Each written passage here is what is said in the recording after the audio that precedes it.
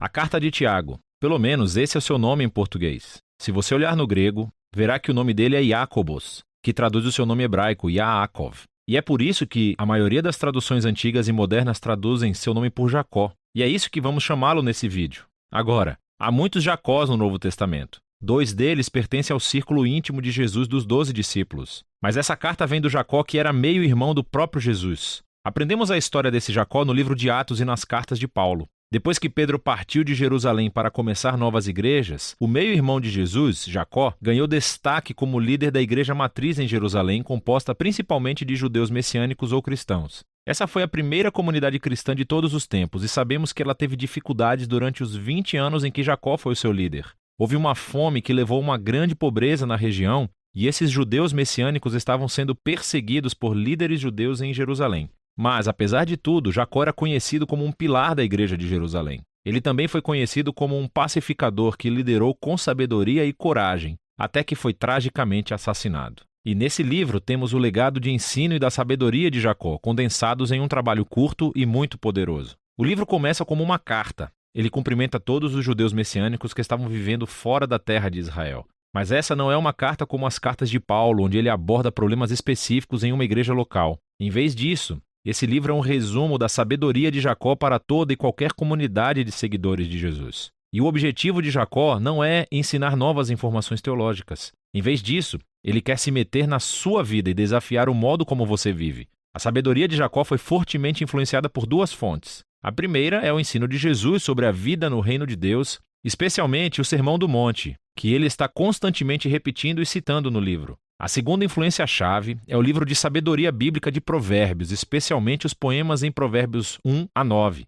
Jacó cresceu literalmente com Jesus e com o livro de Provérbios. E agora o seu próprio ensino soa como eles e é marcado por sua linguagem e imagens. O livro consiste em discursos curtos e desafiadores, cheios de metáforas e frases fáceis de memorizar. Em essência, Jacó está clamando para que a comunidade messiânica se torne verdadeiramente sábia, vivendo de acordo com o resumo da Torá de Jesus, para amar a Deus e ao próximo como a si mesmo. O corpo do livro está nos capítulos 2 a 5, que consiste em 12 ensinamentos curtos que chamam o povo de Deus para a devoção sincera aos ensinos de Jesus. E todos juntos, eles não desenvolvem uma ideia principal de maneira linear. Cada tipo de ensino é separado e é concluído com uma frase cativante. Mas todos esses ensinos estão conectados através de palavras e temas repetidos que são muito legais. Na abertura do corpo do livro há 2 ensinos. Primeiro, sobre favoritismo e amor. Jacó expõe como tendemos a mostrar favoritismo a pessoas que podem nos beneficiar e negligenciamos pessoas que não podem, geralmente porque são carentes.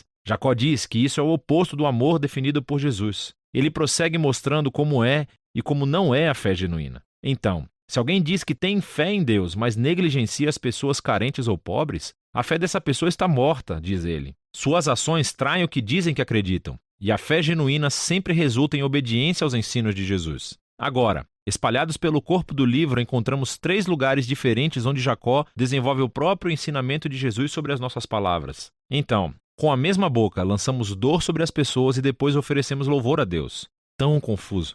E também julgamos as pessoas e depois falamos mal delas pelas costas. E todos nós também tendemos a distorcer a verdade em proveito próprio. O modo como falamos sobre as pessoas abre uma janela para os nossos corações e mostra os nossos valores fundamentais. Nossas palavras contam a verdade real sobre o nosso caráter. Jacó também acredita que a comunidade do reino de Deus, da maneira que Jesus ensinou, é um tipo de lugar onde as divisões criadas pela riqueza e pelo status social são desmanteladas. Então, ele avisa primeiro sobre a arrogância que a riqueza pode criar em pessoas que acreditam que ela estará por perto para sempre. Então ele diz: sua riqueza vai apodrecer um dia, assim como você. Em contraste, o povo de Deus deve viver com paciência e esperança pelo retorno de Jesus para acertar todas as coisas. E isso deve inspirar uma vida de oração cheia de fé. Agora, nessa parte do livro, todos esses ensinamentos são muito poderosos. E há ainda muito mais para falar do que temos tempo nesse vídeo. Mas falando sério, leia todos eles e lentamente.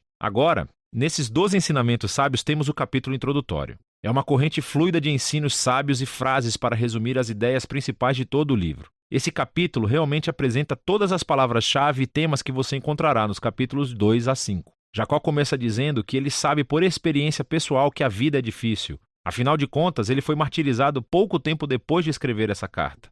Mas ele acredita que as provações e as dificuldades da vida são, na verdade, presentes paradoxais, que podem produzir perseverança e moldar o nosso caráter. Deus pode fazer um trabalho incrível dentro de nós, em meio ao sofrimento, e nos ajuda a tornarmos perfeitos e completos. Agora, essa palavra perfeito é realmente importante para Jacó. Ele a repete 7 vezes no livro. No hebraico bíblico e no grego, esta palavra refere-se à integridade. Significa viver uma vida completamente íntegra, onde as suas ações são sempre consistentes com os valores e crenças que você recebeu de Jesus. Jacó sabe que a maioria de nós realmente vive como pessoas fraturadas, com grandes inconsistências no nosso caráter. Estamos todos mais comprometidos do que queremos admitir. No entanto, Deus está em uma missão para restaurar pessoas fraturadas, para torná-las íntegras, e isso começa com sabedoria, a capacidade de ver minhas dificuldades através de uma nova perspectiva. Deus, generosamente, dará esse tipo de sabedoria às pessoas que pedem com fé, sem duvidar do caráter de Deus. E quando entendemos o nosso humilde e frágil lugar diante de Deus, somos forçados a escolher entre a ansiedade ou confiança. E a verdadeira sabedoria significa escolher acreditar que Deus é bom, apesar de minhas circunstâncias. Então, se a pobreza está forçando você a passar por momentos difíceis na vida, Jacó diz: tente ver isso como um presente que obriga você a confiar somente em Deus. E além disso, a riqueza é fugaz. Tudo passará como flores do campo no calor de verão. E quando passarmos por tempos difíceis, não acusem a Deus. Em vez disso, deixe que as suas circunstâncias ensinem o que Jesus ensinou sobre o caráter de Deus, que o Pai é generoso, que Ele está pronto para nos encontrar em meio à nossa dor e que Ele é digno de confiança. É esse Deus que, através de Jesus, nos deu um novo nascimento para nos tornarmos novos tipos de humanos que podem enfrentar o seu sofrimento com total confiança no Pai, assim como Jesus fez. E essa nova humanidade é algo que descobrimos quando não apenas ouvimos a palavra de Deus, mas seguimos o que ela diz. Jacó chama a palavra de Deus aqui de a perfeita Torá da liberdade. Ele está se referindo ao maior mandamento da Torá que nos foi transmitido através de Jesus,